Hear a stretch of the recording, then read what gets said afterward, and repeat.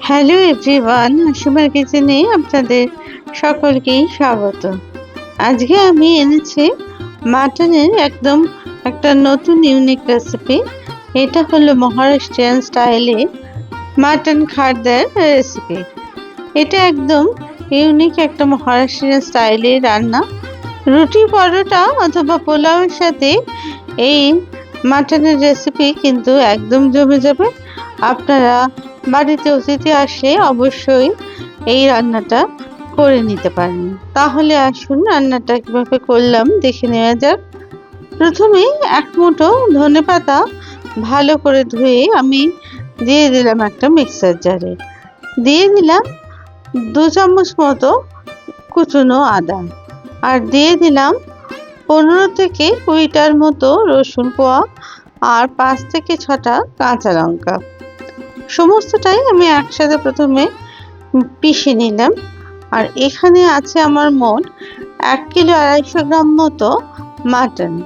সেটাকে প্রথমে ভালো করে পরিষ্কার করে ধুয়ে জল ঝরিয়ে কিন্তু রেখে দিয়েছি।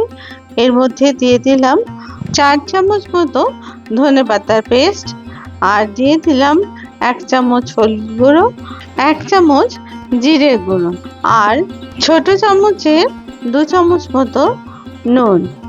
তারপরে সমস্ত উপকরণগুলো খুব ভালো করে মাংসের মধ্যে মিশিয়ে নিলাম। আর মাংসটাকে ওপর নিচ করে সমস্ত মশলা যাতে পুরো মাংসের মধ্যে ঢোকে তার জন্য খুব ভালো করে কিন্তু এটা মেখে নিলাম। এবার মাংসটাকে আমি ঢাকা দিয়ে রাখলাম মিনিট 15 থেকে 20 মতো। মিনিট 15 পরে আমি একটা প্রেসার কুকারের মধ্যে মাংসটাকে দিয়ে দিলাম।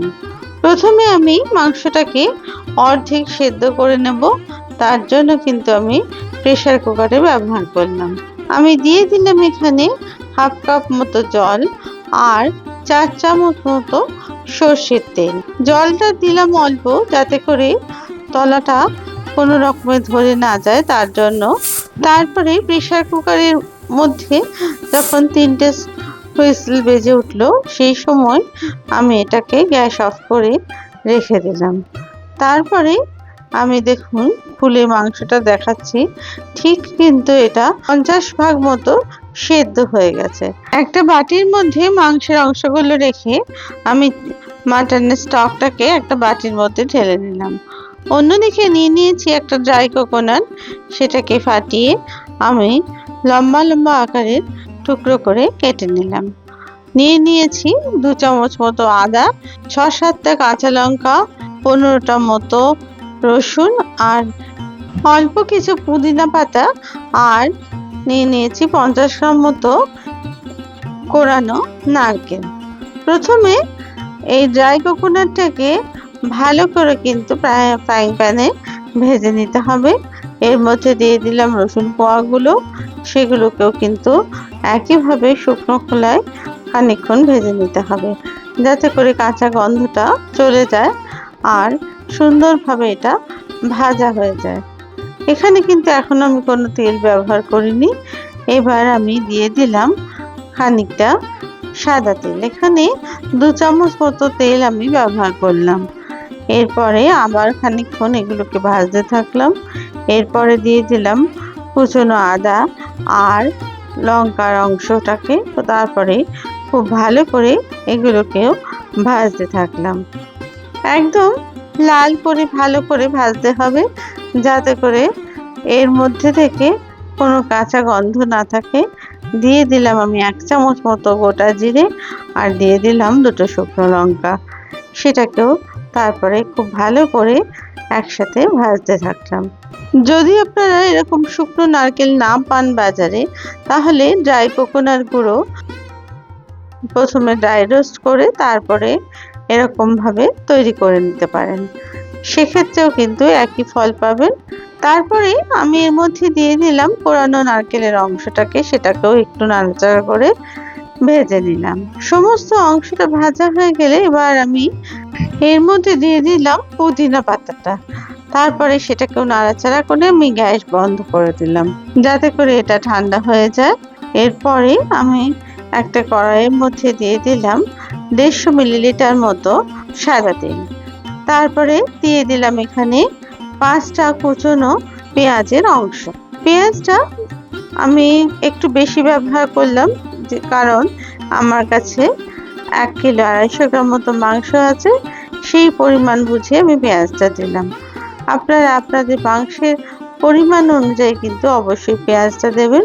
আর পেঁয়াজটাকে খুব ছোট ছোট টুকরো করে কিন্তু কেটে নিয়েছি, যাতে করে এটা খুব সহজেই ভাজা হয়ে যায়।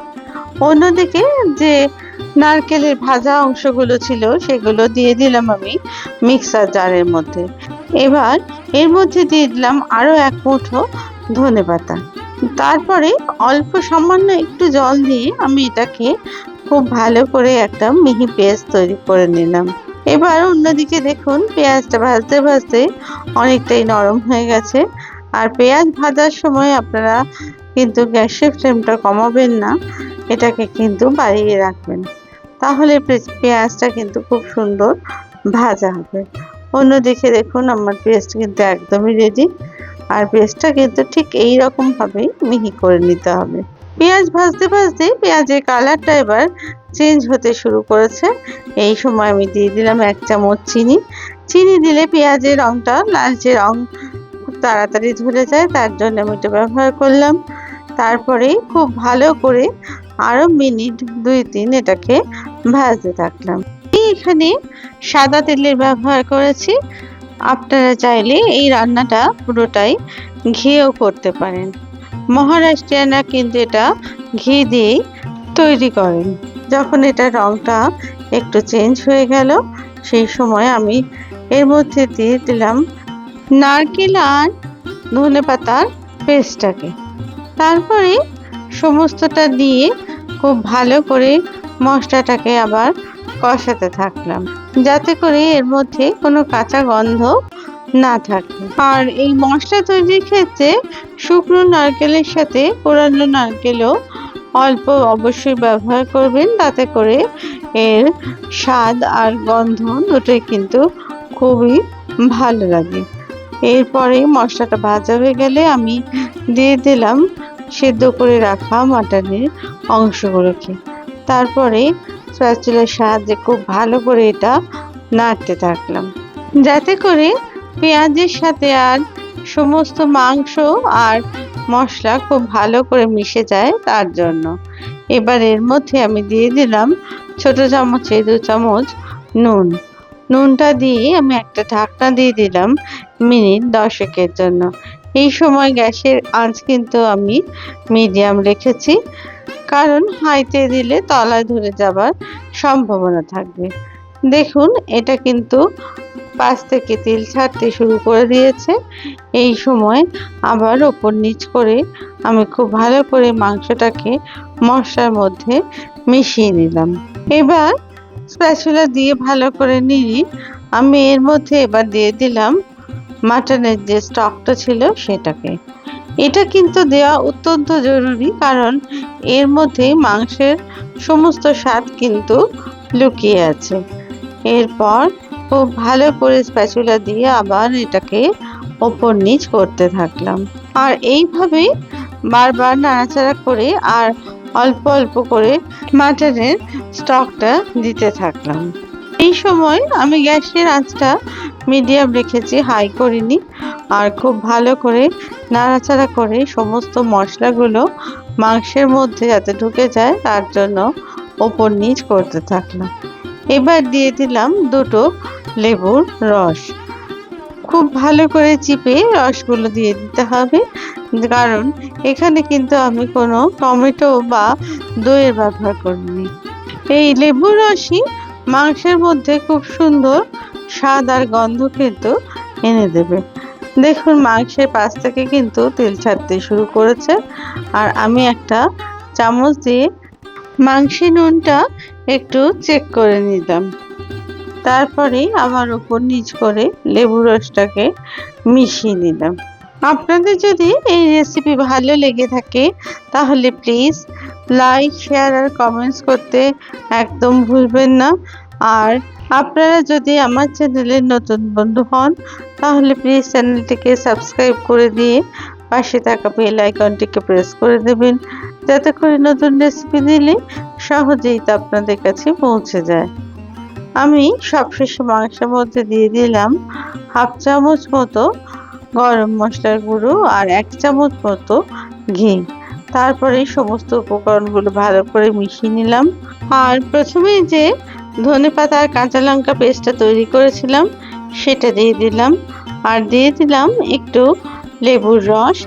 তারপরে এই ধনেপাতা পেস্টটাকে খুব ভালো করে মাটনের মধ্যে মিশিয়ে নিলাম, যাতে করে এর মধ্যে একটা সুন্দর রং আসে আর খেতেও বেশ সুস্বাদু হয়। এখানে আমি মোট 20টার মতন কাঁচা লঙ্কার ব্যবহার করেছি। আপনারা ঝালটা আপনাদের স্বাদ অনুযায়ী অবশ্যই দেবেন। এবার একটু চেক করে দেখে নিলাম যে মাংসটা সেদ্ধ হয়েছে কিনা। দেখুন মাংসটা কিন্তু আস্তে আস্তে সেদ্ধ হয়ে গেছে। এবার আরও মিনিট 3-4 এটাকে ভালো করে নাড়াচাড়া করে এবার আমি গ্যাসটাকে অফ করে দিলাম। আমার এই মাটন কিন্তু একদম রেডি। এবার এটাকে পরিবেশন করে নেব। অসম্ভব সুন্দর স্বাদের এই মাটন আপনারা প্লিজ একবার বাড়িতে বানাবেন, আর বানিয়ে অবশ্যই কমেন্টসে আমায় জানাবেন আপনাদের কেমন লাগলো। আবার নতুন রেসিপি নিয়ে আপনাদের কাছে হাজির হব।